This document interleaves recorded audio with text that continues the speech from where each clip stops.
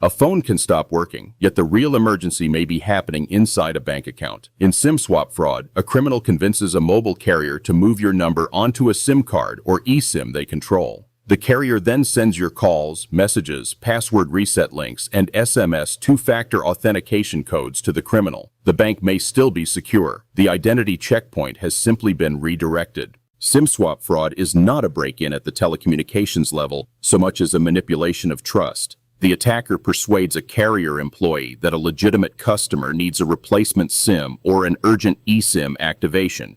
An eSIM is a digital subscriber identity embedded in a device, activated through a carrier process rather than a removable plastic card. To the system, the request can look routine. To the victim, it is invisible until service disappears. The preparation often begins elsewhere. Criminals collect a name, address, date of birth, email address, account details, or fragments of identity information exposed through data breaches and public profiles. Phishing is the use of deceptive messages or websites to steal information. Smishing is phishing delivered by text message, while vishing uses fraudulent phone calls. Each method can gather clues that make a carrier impersonation sound convincing. Social engineering is the manipulation of people into bypassing normal security procedures. In a carrier store or support center, the attacker may present the request as a lost phone, a damaged device, or a technical emergency. Pressure is deliberate. Urgency narrows attention, discourages careful verification, and makes an unusual request feel like a service problem that must be solved immediately. The target may be an employee, not the eventual banking victim. Once the number transfers, the criminal tests which accounts depend on it. Email is especially valuable because it can control password recovery for banking, payment services, and cryptocurrency platforms. A cryptocurrency wallet is a digital system that stores the keys used to control cryptocurrency, rather than cash in a conventional account. If the email and phone number are both exposed, the attacker may move from one recovery channel to the next. The victim's first clue is often mundane. No signal, failed calls, or a message that the device is not registered. That sudden silence can be mistaken for an outage or a defective phone. Meanwhile, the criminal may request a bank password reset, receive a text code, enroll a new device, and change contact information. By the time the victim reaches support, the account's recovery path may already belong to someone else. The central weakness is the assumption that possession of a phone number proves possession of a person. SMS two-factor authentication adds a second step beyond a password, but the second step is only as reliable as the channel delivering it. If the number itself has been transferred, the text code goes to the attacker. The protection has not been technically defeated. It has been redirected through a carrier decision. Poured-out fraud is a related version of the same threat. Instead of moving a number to a replacement SIM on the existing carrier, the criminal persuades the carrier to transfer, or port, the number to a different provider. The effect is similar. Calls and messages follow the number, while the rightful owner loses control. The terminology changes, but the objective remains access to recovery codes and trusted communications. The attack also exploits divided responsibility. A bank may say the code was correctly entered. A carrier may say the transfer was approved through its process. An email provider may see a valid password reset. Each organization observes one legitimate-looking event, while the victim experiences a coordinated takeover. The criminal wins by crossing boundaries between systems that were designed to trust one another. Investigators have documented how organized groups combine stolen credentials, social engineering, and telecommunications weaknesses.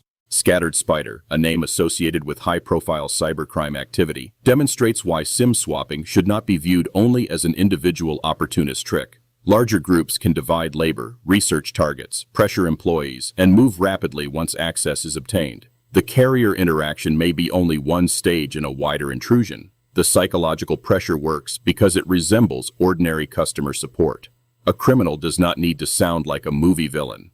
The request can be polished, patient, and familiar with carrier terminology. They may exploit an employee's desire to restore service quickly or frame additional verification as an obstacle to helping a stranded customer.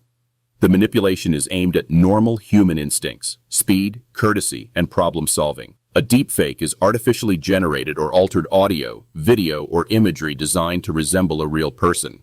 Although SIM swaps do not always require one, deepfakes can strengthen impersonation attempts in broader account takeover operations. A fabricated voice or convincing identity document may make a fraudulent request appear more credible. The lesson is not that every support interaction is fake, but that appearance alone cannot serve as proof of identity. For the victim, the damage can unfold faster than the explanations. A bank alert may arrive after a password change.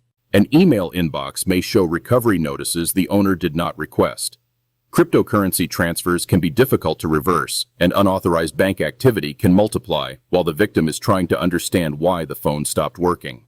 The emotional impact is real. Confusion first, then the unsettling realization that familiar security signals were used against them. The digital trail still matters. Carrier records can show a SIM replacement, an eSIM activation, a port request, or changes to account credentials. Email providers may record password resets and new sessions. Banks can identify altered contact details, newly enrolled devices, unusual transfers, or rapid changes after a number takeover. Preserve those records. Do not delete alerts or reset every device before documenting what happened, because timing can help investigators and institutions connect the events.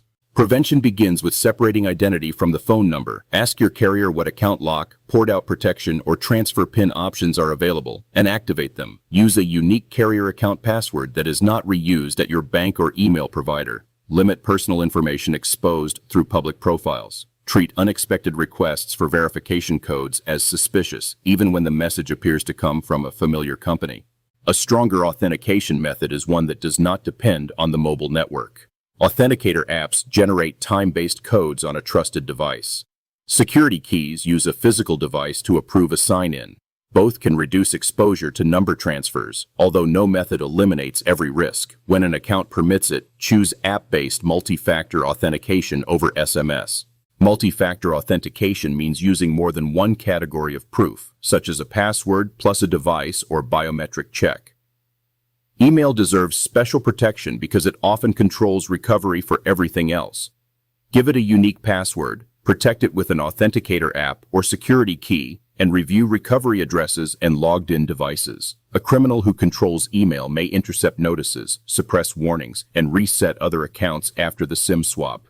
The phone number should not be the sole recovery route for your primary email, bank, or cryptocurrency services. Financial monitoring provides an independent alarm system. Enable transaction alerts through the bank's application or another channel that does not rely only on text messages. Review profile changes, new payees, linked accounts, password resets, and device enrollments, not just completed withdrawals.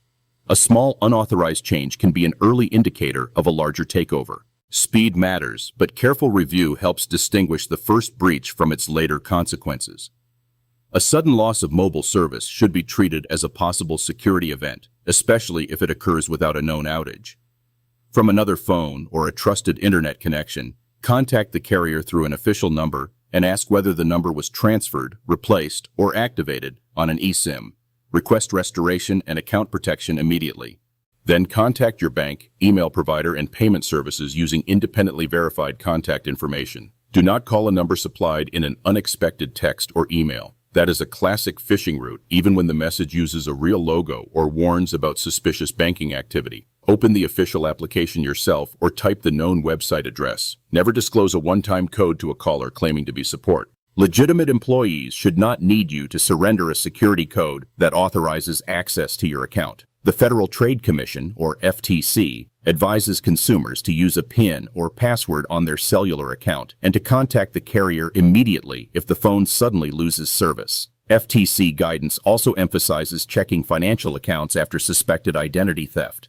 These steps are practical because they address both halves of the attack, stopping further control of the number and looking for damage in the accounts that trusted it. Reporting creates a wider defensive record. Notify the carrier, the bank, relevant payment providers, and law enforcement when unauthorized activity occurs. The FBI has warned about SIM swapping and the way criminals use compromised personal information to defeat account protections. Provide exact times, alerts, account changes, phone records, and transaction details. A precise timeline can reveal the sequence from carrier manipulation to password reset and financial movement. Avoid treating a security alert as proof that the institution has failed or that the victim was careless. These attacks are engineered around gaps between systems and the pressure of urgent decisions. Anyone whose number is used for account recovery can be exposed. The useful question is not whether a person should have known better, but which independent controls would have interrupted the chain before access reached money. The broader risk grows as more services use phone numbers as permanent identity anchors. Convenience turns a number into a portable key, while carriers must process legitimate replacement and transfer requests at scale. Businesses can reduce exposure through stronger identity checks, employee training, transfer locks, fraud analytics, and authentication methods that do not depend on SMS. Consumers can reinforce that effort by refusing to make one channel responsible for every recovery decision. The most important warning is not a suspicious message. It is a contradiction between your device and your accounts. If your phone suddenly loses service while banking alerts, password notices, or email warnings begin arriving elsewhere, assume the events may be connected. Disconnect compromised sessions only after recording evidence when possible. Change passwords from a trusted device, and ask each provider to review recent recovery activity. A phone number is useful, but it is not your identity, and an SMS code is not a guarantee that the person holding it is the account owner. SIM swap fraud succeeds when institutions mistake possession for proof, and criminals exploit that assumption across multiple services. Protect the carrier account. Secure email independently. Prefer stronger authentication, monitor financial changes, and respond to lost service as an emergency signal. The hidden route to a bank account often begins with a request that sounds routine.